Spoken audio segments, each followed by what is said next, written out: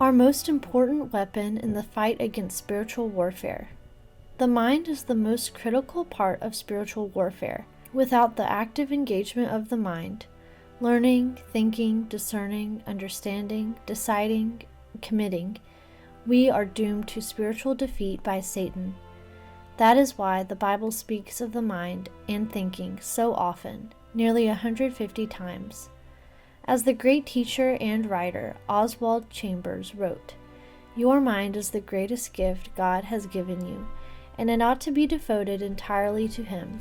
You should seek to be bringing every thought into captivity to the obedience of Christ." 2 Corinthians 10:5. This will be one of the greatest assets of your faith when a time of trial comes, because then your faith and the Spirit of God will work together. Whether the mind is the greatest gift of God or one of God's greatest gifts doesn't matter. Chambers' point is well made.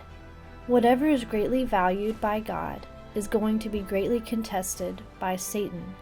We can go so far as to say that the human mind is the ultimate battlefield for spiritual warfare. Satan is more concerned about what we think and believe than about anything else. Jesus called Satan the father of lies. Why? Because his chief strategy is to deny, confuse, misrepresent, or counterfeit whatever God has said. God's native language is truth, and Satan's native language is lies. The domain in which we decide what is true and what is false is the mind. As Oswald Chambers pointed out, Paul told the Corinthians they needed to bring every thought into captivity to the obedience of Christ. 2 Corinthians 10:5. When it comes to the struggle over your mind, it is imperative that we remember the truth of 1 John 5:19. The whole world lies under the sway of the wicked one. Satan doesn't own this world, but he has access to it.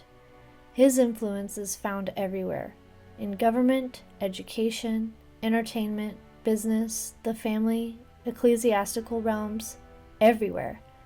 The mind that knows no better will receive what the world dispenses and believe that's all there is. That's why the Apostle Paul told the Romans, "And do not be conformed to this world, but be transformed by the renewing of your mind." That is the only way to prove what is that good and acceptable and perfect will of God. Romans 12:2.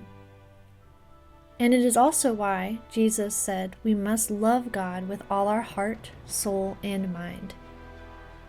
Going deeper and deeper into the knowledge of God means loving Him with all our mind. God is infinite, and the human mind may as well be. It is estimated that a mouse brain contains 70 million neurons, and a human brain contains 1,000 times that many neurons, about 70 billion.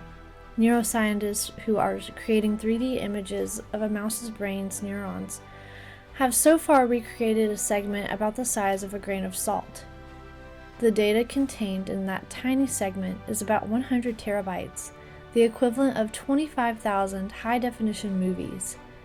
Imagine the amount of data held in the entire mouse's brain, and then in the human brain. Such mind-boggling capacity has many implications. First, we have more than a lifetime's worth of renewing to do. Second, there is a lot of mental capacity for us to safeguard against the lies of Satan. We must have a biblical grid through which we process and evaluate everything we take in from every source. We allow nothing to find a permanent place in our mind that does not square with God's Word in terms of purity, importance, truth, and edification. The mind games Satan plays with you and me are deadly serious. Take a moment and dedicate your mind to God for His glory and safeguard it daily.